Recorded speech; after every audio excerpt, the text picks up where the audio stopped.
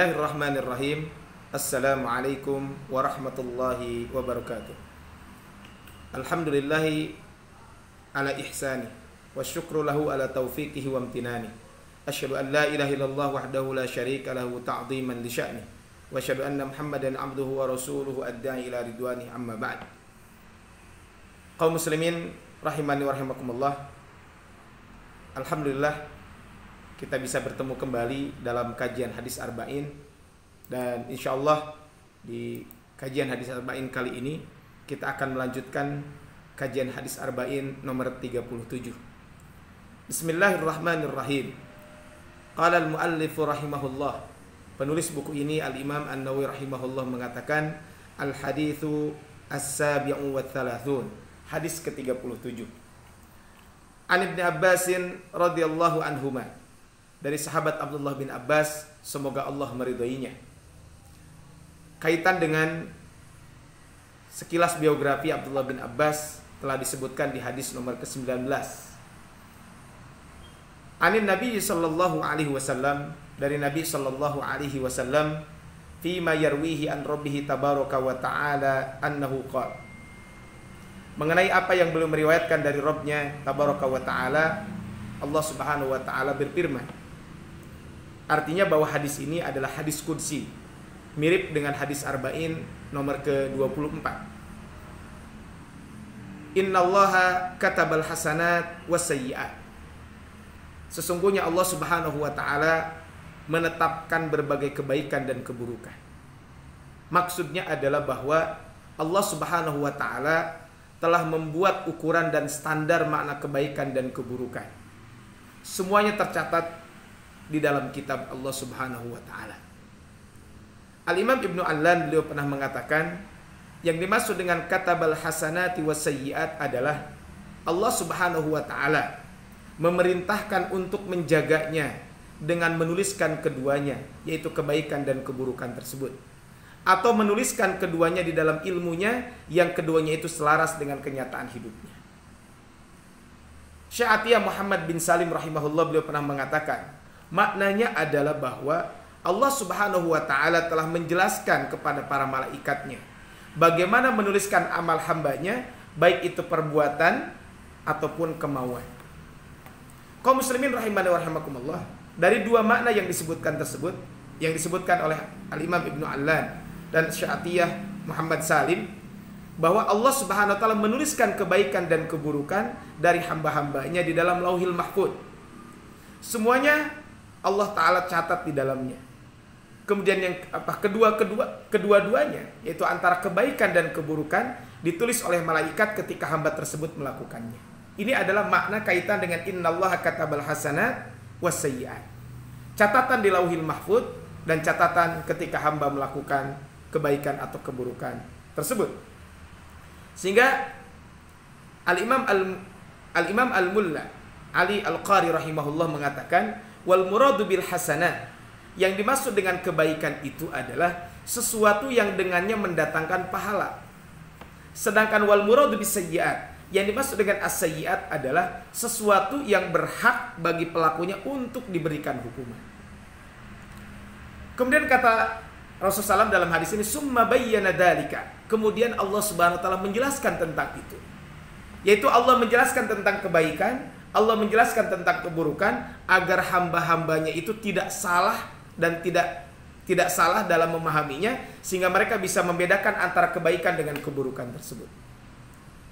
Syekh Shalih bin Abdul Aziz Al-Syekh pernah berkata, maksudnya adalah Allah subhanahu wa ta'ala menulisnya di sisinya, lalu menjelaskan di dalam Al-Quran, kemudian Allah menjelaskan sesuatu yang dengannya bernilai kebaikan, dan menjelaskan dengannya sesuatu yang bernilai keburukan.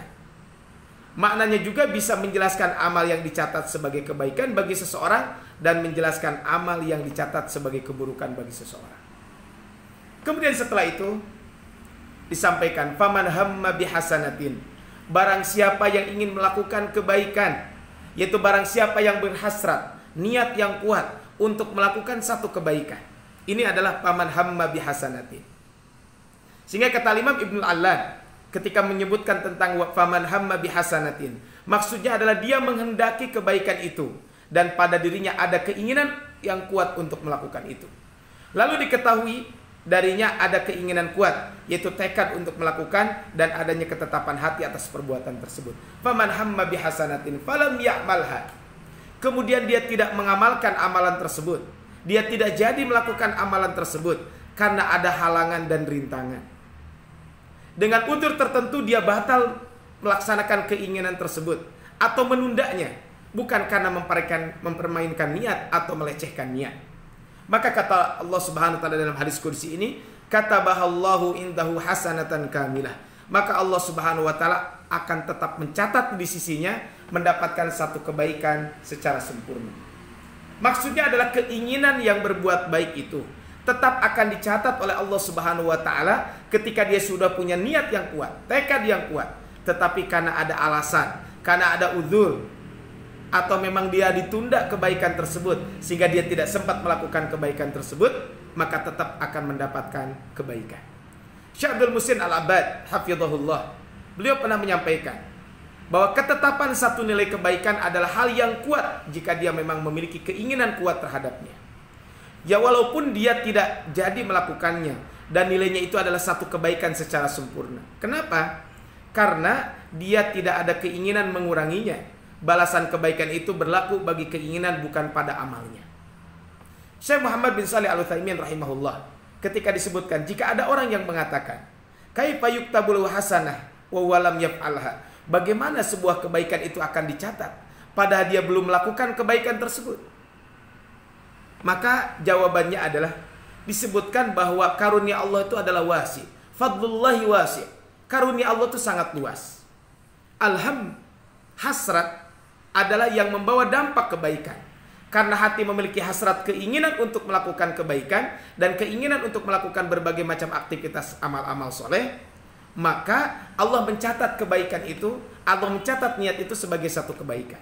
Kenapa? Karena hati kita ini kadang punya hasrat untuk melakukan kebaikan, kadang punya hasrat untuk melakukan keburukan. Maka jika dia memiliki hasrat untuk melakukan kebaikan, maka itu bagian dari kebaikan itu sendiri. Dan jika dia melakukannya, maka pahalanya akan dilipat gandakan. Sedangkan jika dia tidak melakukannya, karena ada alasan, karena ada udzur, maka Allah tetap akan mencatat sebagai satu kebaikan. Maka kata Rasulullah SAW, kemudian kata Allah dalam hadis kursi ini, wa in hamma biha fa'amilaha. Dan jika dia meniatkan tersebut, kemudian dia mengamalkan, atau dia melaksanakan amalan tersebut, setelah dia meniatkan dan dia jadi mengamalkan amalan tersebut, katabahallahu indahu asyra hasanatin, maka Allah akan catat buat orang tersebut 10 kebaikan. Ila sab'i mi'ati dhifin, sampai 700 kali lipat. Ila ad'afin katsira, bahkan sampai derajat yang sangat tinggi, bahkan sampai lipatan-lipatan yang lebih dari 700 kali lipat. Yaitu jika dia punya hasrat, keinginan untuk melakukan kebaikan itu, dan akhirnya benar-benar menjalankan kebaikan itu, maka akan dicatat 10 kebaikan sampai 700 kali lipat, bahkan lebih dari itu semuanya. Syekh Abdul Muhsin Al-Abbad hafizahullah, beliau mengatakan bahwa nilai yang berlipat itu adalah pada amalan hingga 10 kali lipat, bahkan lebih dari itu. Hal ini merupakan karunia Allah Subhanahu wa taala yang Allah berikan kepada kita semuanya, dan kebaikan kepada hamba-hamba Allah Subhanahu wa taala. Sehingga pada hadis ini menyebutkan bahwa nilai yang berlipat itu adalah balasan buah amal, bukan balasan dari keinginan atau hasrat itu. Tapi balasan dari hasrat satu kebaikan, balasan dari amal 10 sampai 700 kali lipat, bahkan bisa lebih dari itu. Syekh Muhammad bin Shalih Al-Utsaimin rahimahullah, beliau mengatakan, wa hadat tafawut mabniun 'alal ikhlas wal mutaba'ah. Ada 10 sampai 700, bahkan unlimited. Perbedaan ini kenapa? Perbedaan ini kembali kepada kualitas daripada ibadah yang dilakukan. Baik itu karena keikhlasannya, termasuk juga bagaimana dia mencontoh apa yang dilakukan oleh Nabi SAW. Maka setiap hamba, dia ibadah lebih ikhlas, kemudian juga mencontoh apa yang disampaikan oleh Nabi SAW, maka pahalanya tentu akan lebih besar. Jadi perbedaan tingkatan dalam pahala itu tergantung keikhlasan dan bagaimana dia mencontoh Rasulullah SAW. Wa in hamma bisayyi'atin, dan barang siapa yang ingin melakukan keburukan, kemudian dia punya niat, punya tekad untuk melakukan keburukan, Kemudian falam ya'malha, dan dia tidak jadi mengamalkan keburukan tersebut. Dia urung tidak melakukan keburukan tersebut. Katabahallahu indahu hasanatan kamilah. Maka Allah akan catat di sisinya satu kebaikan yang sempurna. Yaitu Allah Subhanahu wa taala memberinya satu pahala secara sempurna karena dia meninggalkan kejahatan, karena dia meninggalkan kemaksiatan. Hal ini jika dia meninggalkannya karena memang takut kepada Allah Subhanahu wa taala, bukan karena tidak ada kesempatan, bukan karena ketidakmampuan dia, tapi dia meninggalkan kemaksiatan itu adalah betul-betul karena takut kepada Allah Subhanahu wa taala. Syekh Saleh bin Abdul Aziz Al-Syekh hafizahullah beliau mengatakan, jika dia meninggalkan keburukan itu karena Allah Subhanahu wa taala, maka Allah Subhanahu wa taala akan membalas dengan satu kebaikan yang sempurna. Jadi dia meninggalkan itu memang karena takut kepada Allah, karena takut akan siksa Allah Subhanahu wa taala. Sebagaimana di dalam hadis, fa inna ma tarakaha min jawai. Dia meninggalkan kemaksiatan itu karena dia takut kepadaku. Adapun jika dia meninggalkan kemaksiatan itu bukan karena dia takut karena Allah, tapi tidak ada kesempatan, maka itu tentu tidak akan mendapatkan satu kebaikan. Kaum muslimin rahimani wa rahimakumullah. Salah satu hadis yang bercerita tentang ini adalah kaitan dengan pentingnya kita selalu meniatkan kebaikan. Kemudian ketika ada orang sudah meniatkan keburukan, tapi dia tidak bisa melakukan karena ketidakmampuan, tetap dia akan mendapatkan dosa. Kata Rasulullah SAW dalam sebuah hadis, idal taqal muslimani, apabila dua orang muslim bertemu, bisa yifihima, masing-masing membawa pedang, karena memang ada permusuhan dan lain sebagainya. Kata Rasulullah, fal qatil wal maqtulu finnar, yang membunuh dan yang terbunuh dua-duanya masuk neraka.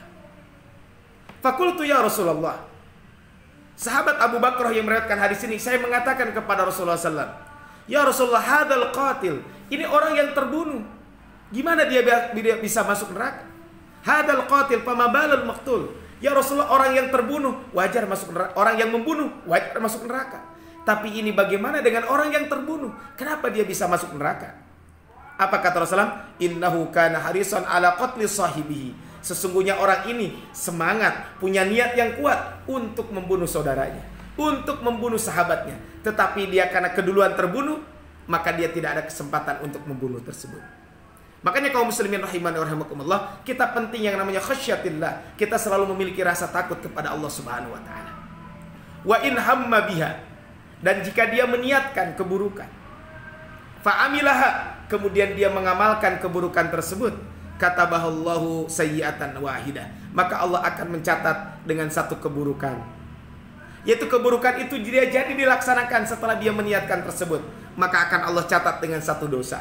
Ini merupakan kekuasaan, ini merupakan keluasan dan kasih sayang Allah Subhanahu wa taala kepada hamba-hambanya. Di antara keagungan rahmat Allah Subhanahu wa taala terhadap hambanya yang beriman, bahwa jika dia melakukan perbuatan kemaksiatan, maka hanya akan dicatat dengan satu dosa saja. Rawahul Bukhari wa Muslim. Hadis ini diriwayatkan oleh Imam Bukhari dan Imam Muslim. Kemudian juga Imam Ahmad juga meriwayatkan hadis ini di dalam kitab Musnadnya, dan Imam Al-Baihaqi juga meriwayatkan di dalam kitab Syu'abul Iman. Kaum muslimin rahimani wa rahimakumullah. Dari hadis yang barusan disampaikan, ada beberapa pelajaran penting yang bisa kita ambil. Yang pertama, betapa luasnya kasih sayang Allah Subhanahu wa taala dan karunia Allah untuk hambanya. Baik itu berupa pemberian pahala, ampunan, penghapusan dosa, serta beberapa keadilan Allah Subhanahu wa taala atas keputusannya.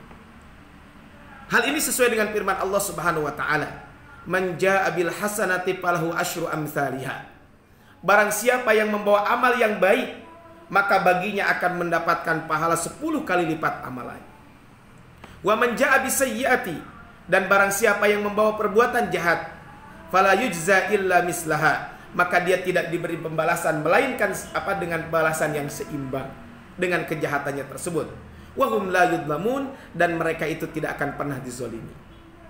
Kemudian yang kedua, dari hadis ini juga menunjukkan pentingnya amal hati dan amal badan sekaligus. Jadi bukan hanya penting amal badan, tapi amal badan dan amal hati dua-duanya penting kita lakukan. Karena apa artinya lah amal hati jika tidak diaplikasikan dengan badan? Ini juga yang menguatkan apa yang disampaikan oleh Ahlus Sunnah wal Jamaah kaitan dengan pentingnya kita beramal. Jadi yang namanya iman itu adalah membenarkan dengan hati, mengucapkan dengan lisan, dan mengamalkan dengan seluruh anggota tubuh. Makanya kaum muslimin rahimani wa rahimakumullah, kaitan dengan ini, maka amal badan merupakan terwujudnya kehendak tersebut atau batalnya kehendak tersebut. Maka Rasul menyampaikan dalam sebuah hadis, innallaha la yanzuru ila suwarikum wa amwalikum. Allah itu tidak akan melihat rupa kalian. Allah tidak akan melihat harta kalian. Walakin yanzuru ila qulubikum wa amalikum. Tapi yang akan Allah lihat itu adalah amal kalian dan hati-hati kalian. Al-Imam Al-Ghazali rahimahullah, beliau mengatakan, wa innama nadhar ilal qulub li'annaha madinatun niyyah. Sesungguhnya Allah melihat hati karena hati itu merupakan tempatnya dugaan niat. Wa hadha wa sirru ihtimami syari bin niyyah. Maka inilah rahasianya perhatian Allah Subhanahu wa taala kaitan dengan bab niat ini. Fa ana taqabbulul amal wa radduhu wa tartib. Fa ana taqabbulul amali wa radduhu wa tartibat thawabi wal iqabi bin niyyah. Maka dengan niat inilah amal kita akan diterima, amal kita akan ditolak, atau amal kita akan mendapatkan balasan, tergantung dengan niat ini. Kemudian yang ketiga, kaum muslimin rahimani wa rahimakumullah, pelajaran dari hadis ini adalah yang ketiga, hadis ini menunjukkan berniat melakukan kebaikan sudah dinilai satu kebaikan, satu pahala, walaupun dia tidak jadi melaksanakannya. Fanniyatu fin nafsiha khairun. Maka kata Imam Al-Ghazali, niat itu pada dasarnya, niat itu sendirinya adalah pada dasarnya merupakan satu kebaikan. Wa in ta'adzarul amal bi'aiqin, walaupun dia disibukkan oleh uzur untuk melaksanakannya. Sebagai contoh, Allah Subhanahu wa taala mengingatkan kita di dalam surat An-Nisa, wa may yakhruj min baiti muhajirun ila Allah wa rasulih. Barang siapa yang keluar dari rumahnya untuk maksudnya berhijrah karena Allah dan Rasulnya, summa yudrikhul maut, kemudian sebelum hijrah kematian menghampiri dia, faqad waqa'a ajru Allah, maka sungguh telah tetap pahala dari sisi Allah Subhanahu wa taala. Ini salah satu pentingnya niat. Jadi jika ada orang sudah meniatkan tertentu, kemudian memang terhalang oleh syariat, bukan tidak jadi karena bermain-main dengan niat atau mengakal-akali atau karena malas, bukan itu.